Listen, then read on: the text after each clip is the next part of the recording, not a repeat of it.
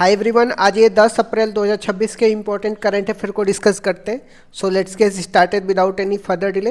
प्रश्न संख्या 1 से स्टार्ट करते हैं।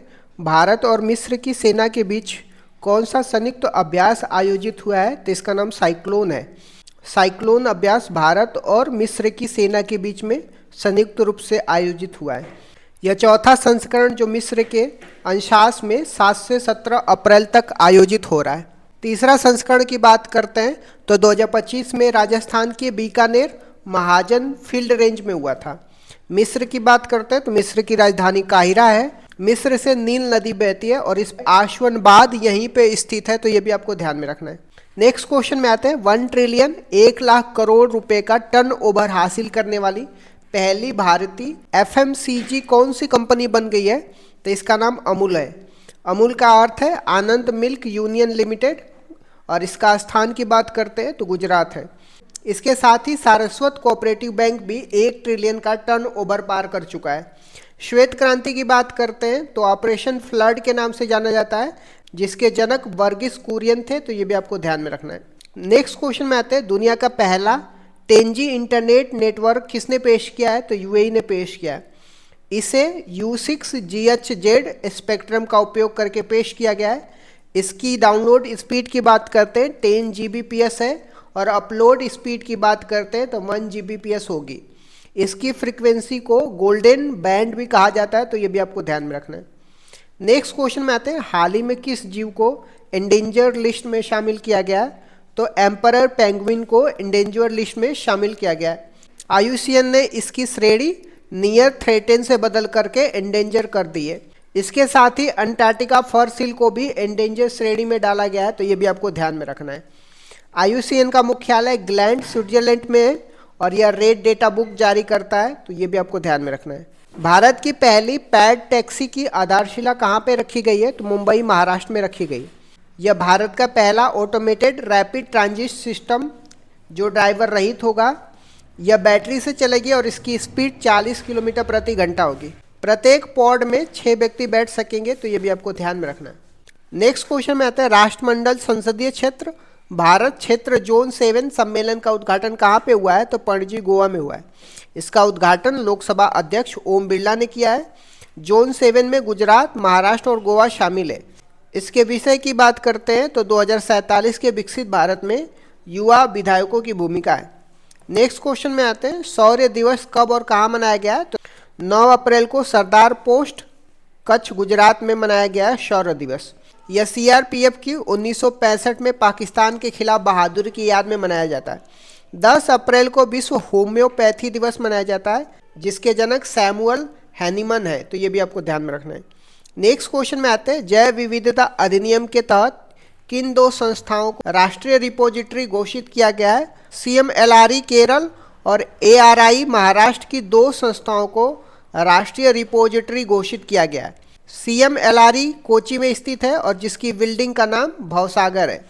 ARI की बात करते हैं तो अगरकर अनुसंधान संस्थान है, यह पुणे में स्थित है। इन्हें मिलाकर भारत में टोटल कुल 20 राष्ट्रीय रिपोजिटरी हो गई, तो ये भी आपको ध्यान में रखना है।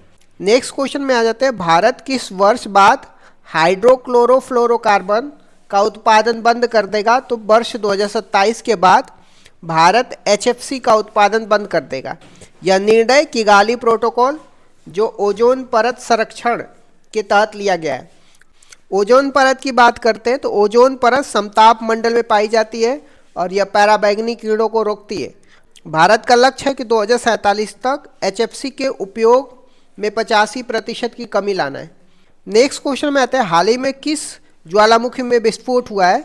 तो माउंट सेमुरू ज्वालामुखी में विस्फोट हुआ है और यह इंडोनेशिया में स्थित है। यह इंडोनेशिया के जावा द्वीप पर स्थित है। इंडोनेशिया की बात करते हैं तो यह पैसिफिक रिंग ऑफ फायर में स्थित है, इसलिए यहाँ पे सर्वाधिक ज्वालामुखी आते हैं। दीप जरीवाला की बात करते हैं तो US में governor chair for quantum devices नियुक्त हुए हैं। सुधाकर दलीला की बात करते हैं तो भारत के पहले ब्रिक्स शेरपा बने। ब्रिक्स 2026 की बात करते हैं तो इसकी मेजबान भारत करेगा। नया आधार वर्ष की बात करते हैं तो केंद्र सरकार ने GDP और IIP के लिए 2022-23 को नया बेस ईयर तय किया है, तो ये भी आपको ध्यान में रखना है। इस तरीके से मैंने कुछ इंपॉर्टेंट करंट अफेयर को डिस्कस कर दिया। पंचवर्षीय योजना के बारे में मैंने डिस्कस तो किया है, बट एक बार फिर से मैं पंचवर्षीय योजना के बारे में रिवीजन करा देता हूँ। पहली पंचवर्षीय योजना 1951 से 56 तक थी। इसकी मुख्य विशेषताएं क्या थी? इसका टाइम पीरियड की बात कर, यह योजना 1 अप्रैल 1951 से लेकर के 1956 तक चली थी। मॉडल की बात करते हैं, यह हेरोल्ड डोमर मॉडल पर आधारित थी और इसका प्रारूप के.एन. राज ने तैयार किया था। उद्देश्य क्या था पहली पंचवर्षीय योजना का? इसका मुख्य ध्यान कृषि एग्रीकल्चर पर था। विकास की दर की बात करते हैं, जो लक्ष्य था 2.1% था, लेकिन 3.6% की वृद्धि हासिल की गई थी, जो लक्ष्य से अधिक थी। दूसरी पंचवर्षीय योजना 1956 से 1961 के प्रमुख बिंदु क्या थे? दूसरी पंचवर्षीय योजना की अवधि की बात करते हैं, 1956 से 1961 तक रहता है। मॉडल की बात करते हैं, यह महालनोबिस मॉडल पर आधारित थी। इसका जो उद्देश्य था, इस योजना में भारी उद्योगों पर बल दिया गया, जिसमें प्रमुख उपलब्धियां थी। इसी योजना के दौरान भिलाई छत्तीसगढ़, राउरकेला उड़ीसा, दुर्गापुर पश्चिम बंगाल में आयरन स्टील प्लांट स्थापित किए गए। विकास की दर की बात करते हैं, लक्ष्य 4.5% का था और प्राप्ति 4.27% थी। तीसरी पंचवर्षीय योजना 1961 से 66 तक क्यों असफल रही थी? 1961 से 66 तक तीसरी पंचवर्षीय योजना थी। यह मॉडल सुखमय चक्रवर्ती मॉडल पर आधारित थी। इसका उद्देश्य था कृषि और उद्योग दोनों पर बल देना। असफलता के कारण ये थे, यह योजना 1962 के दौरान भारत चीन युद्ध और 1965 के भारत पाकिस्तान युद्ध के कारण अपने लक्ष्य को प्राप्त नहीं कर सकी और असफल रही। अन्य घटना की बात करते हैं तीसरी पंचवर्षीय योजना में, इसी दौरान जय जवान जय किसान का नारा दिया गया था और 1965 में भारतीय खाद्य निगम, जिसको फूड कॉरपोरेशन ऑफ इंडिया की स्टेब्लिशमेंट की बात करते हैं, तो तीसरी पंचवर्षीय योजना में एफसीआई का इस्टेब्लिशमेंट होता है।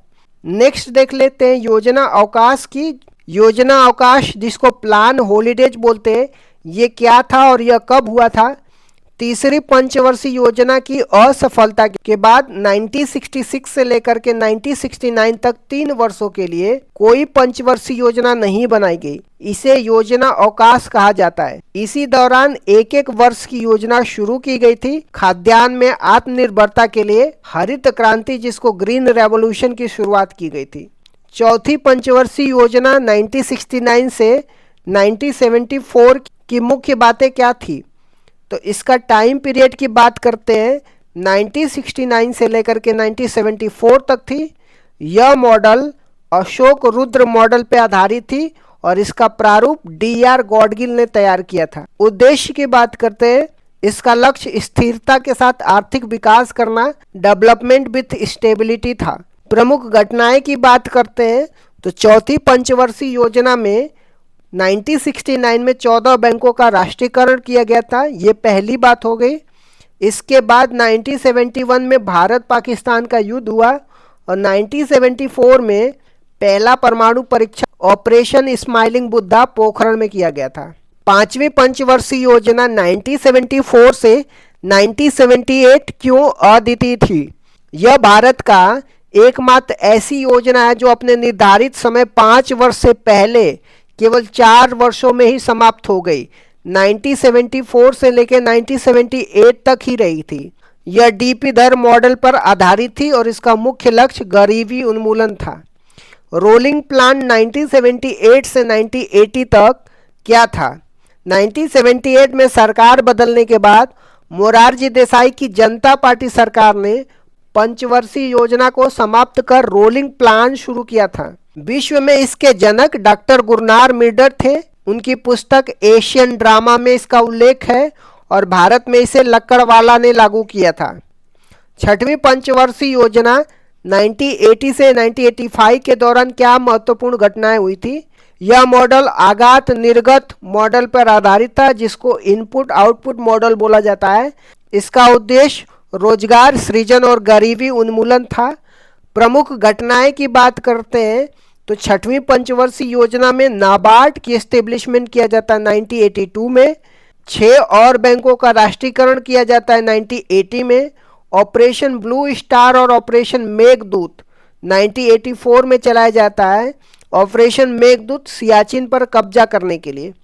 सातवीं पंचवर्षीय योजना 1985 से लेकर के 1990 तक क्या नारा था? इस योजना का प्रसिद्ध नारा रोटी रोजी और उत्पादकता या भोजन काम और उत्पादकता था। इसी योजना के दौरान 1988 में सेबी की स्थापना होती है, जिसको security and exchange board of India बोलते हैं। एलपीजी सुधार कब और क्यों अपनाए गए थे?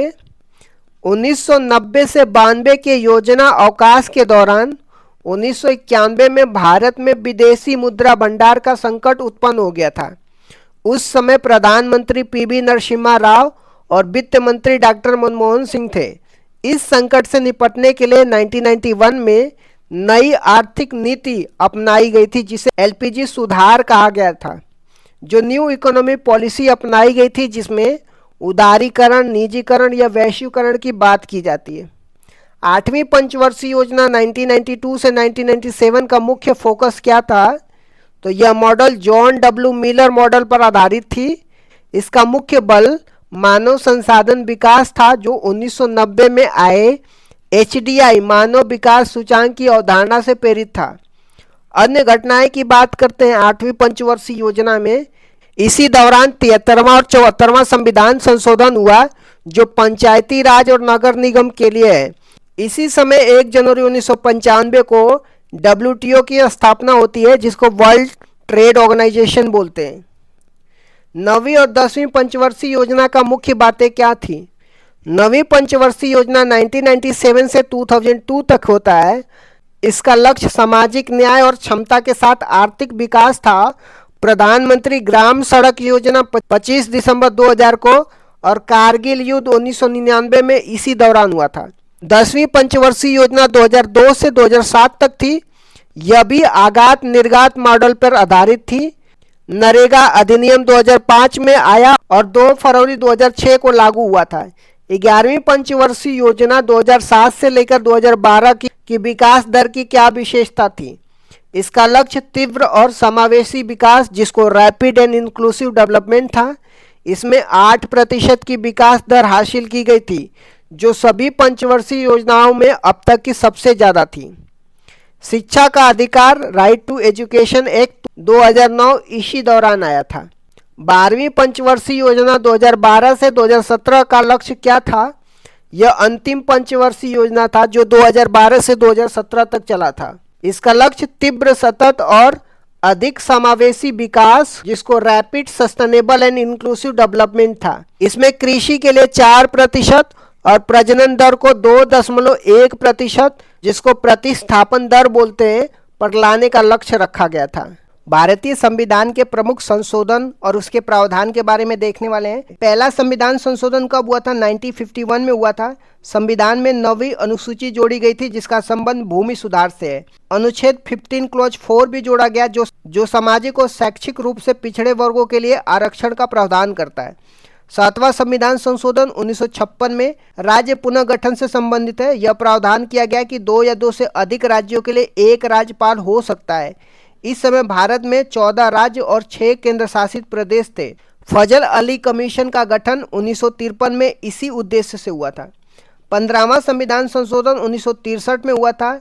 हाई कोर्ट के न्यायाधीशों की सेवानिवृत्ति की आयु 60 से बढ़ाकर के 62 कर दिया गया था। 21वां संविधान संशोधन 1967 में हुआ था। इस संविधान संशोधन से संविधान की 8वीं अनुसूची में 15वीं भाषा के रूप में सिंधी भाषा को जोड़ा गया और मूल संविधान में 14 भाषाएं थी, अब जाकर के 22 भाषाएं हैं। 24वां संविधान संशोधन 1971 में हुआ था। इंदिरा गांधी के कार्यकाल में संसद को संविधान संशोधन की असीमित शक्तियां प्रदान की गई थी। हालांकि इसके बाद केशवानंद भारती केस 1973 में सुप्रीम कोर्ट ने स्पष्ट किया कि संसद की यह शक्ति असीमित नहीं है, बल्कि सीमित है और इस संविधान के मूल ढांचा को नहीं बदल सकती है। 26वां संविधान संशोधन 1971 की बात करते हैं। राजाओं को दिए जाने वाला प्रीवी पर्स को समाप्त कर दिया गया, जो देशी रियासतों के एकीकरण के बदले में दी जाने वाली एक बड़ी राशि थी। 36वां संविधान संशोधन 1975 में सिक्किम को भारत का पूर्ण राज्य बनाया गया और ये भारत का 22वां राज्य सिक्किम बन के आया था। 42वां संविधान संशोधन 1976 की बात करते हैं। इसे मिनी कॉन्स्टिट्यूशन या लघु संविधान कहा जाता है। 42वां संविधान में प्रस्तावना में संशोधन किया जिसमें समाजवाद, पंथ निरपेक्ष, अखंडता शब्द जोड़े गए और प्रस्तावना में अब तक ये एकमात्र संशोधन है। 42वां संविधान संशोधन में फंडामेंटल ड्यूटी जोड़ी गई थी, जो भाग 4A में अनुच्छेद 51A को जोड़ा गया था, जिसमें मौलिक कर्तव्य शामिल थे। यह सरदार स्वर्ण सिंह समिति की सिफारिश पे फंडामेंटल ड्यूटी, जिसको मौलिक कर्तव्य बोलते हैं, इसको जोड़ा गया था। 42वां संविधान संशोधन में राज्य सूची से समवर्ती सूची में विषयों को हस्तांतरण किया गया, जिसमें 5 विषय वन, वन्य जीव, मापतोल, न्याय प्रशासन और शिक्षा को राज्य सूची से समवर्ती सूची में स्थानांतरित किया गया। नए अनुच्छेद आर्टिकल 39A जो निःशुल्क कानूनी सहायता की बात करता है, आर्टिकल 48A जो पर्यावरण संरक्षण की बात किया जाता है, ये भी 42वां संविधान संशोधन में जोड़ा जाता है। 44वां संविधान संशोधन 1978 की बात करते हैं। ये मोरारजी देसाई के कार्यकाल में हुआ था। इसमें संपत्ति के अधिकार में बदलाव किए जाते हैं। संपत्ति के अधिकार को मौलिक अधिकार की सूची से हटा करके इसे कानूनी अधिकार, जिसको लीगल राइट बनाया गया, जो अब अनुच्छेद 300A में है। पहले इसमें आर्टिकल 30 पहले संपत्ति का अधिकार आर्टिकल 31, पहले संपत्ति का अधिकार अनुच्छेद 31 में था। राष्ट्रीय आपातकाल, नेशनल इमरजेंसी की बात करते हैं। इसमें राष्ट्रीय आपातकाल के लिए आंतरिक अशांति के स्थान पे सशस्त्र विद्रोह शब्द का प्रयोग किया गया। राष्ट्रीय आपातकाल लगने के लिए कैबिनेट की लिखित अनुमति को अनिवार्य किया गया। संविधान में कैबिनेट शब्द की पहली बार उल्लेख इसी संशोधन में हुआ था। आ जाते हैं 52वां संविधान संशोधन की बात करते हैं, जो 1985 में हुआ था। राजीव गांधी के कार्यकाल में दल बदल विरोधी कानून आया था, जिसको एंटी डिफेक्शन लॉ बोलते हैं। संविधान में 10वीं सूची जोड़ी गई, जिसका उद्देश्य दल बदल को रोकना था। आ जाते हैं 61वें संविधान संशोधन, जो 1989 में हुआ था। यह राजीव गांधी के कार्यकाल में मतदान की आयु 21 वर्ष से घटा करके 18 वर्ष कर दी गई थी। अब आ जाते हैं 73वां संविधान संशोधन 1992 में। पंचायती राज व्यवस्था या ग्रामीण स्थानीय स्वशासन से संबंधित है। संविधान के भाग 9 और 11वीं अनुसूची जोड़ी गई, जो पंचायती राज से संबंधित है। भाग 9 में अनुच्छेद 243 से लेकर के 243O शामिल किया गया। 24 अप्रैल 1993 से इसको लागू किया गया। 74वां संविधान संशोधन 1992 की बात करते हैं। ये शहरी स्थानीय स्वशासन की बात करता है, जिसमें नगर पालिका, नगर निकाय से संबंधित है। संविधान में भाग 9A और 12वीं अनुसूची जोड़ी गई। 12वीं अनुसूची में टोटल 18 विषय हैं। आ जाते हैं 86वें संविधान संशोधन 2002 की बात करते हैं। 6 से 14 वर्ष के बच्चों के लिए अनिवार्य और मुफ्त शिक्षा का प्रावधान किया गया। अनुच्छेद 21A जोड़ा गया, जिसके तहत शिक्षा का अधिकार एक मौलिक अधिकार बन गया। अनुच्छेद 51A क्लॉज के रूप में 11वां मौलिक कर्तव्य भी जोड़ा गया था। आ जाते हैं 89वां संविधान संशोधन 2003 की बात करते हैं। अनुच्छेद 338A को जोड़ा गया, जिसमें राष्ट्रीय अनुसूचित जनजाति आयोग, जिसको national commission for scheduled tribe का उल्लेख है। अनुच्छेद 338 में राष्ट्रीय अनुसूचित जाति का उल्लेख किया गया है। 91वां संविधान संशोधन 2003 की बात करते हैं। मंत्रिपरिषद के आकार को सीमित किया गया। इसके अनुसार कुल लोकसभा सदस्यों के 15% से अधिक मंत्री नहीं हो सकते। आ जाते हैं 92वां संविधान संशोधन 2003 की बात करते हैं। 8वीं अनुसूची में 4 भाषाएं जोड़ी जाती है, जो बोडो, डोंगरी, संथाली और मैथिली होती है। 97वां संविधान संशोधन 2011 में सहकारी समिति से संबंधित है। संविधान के भाग 9B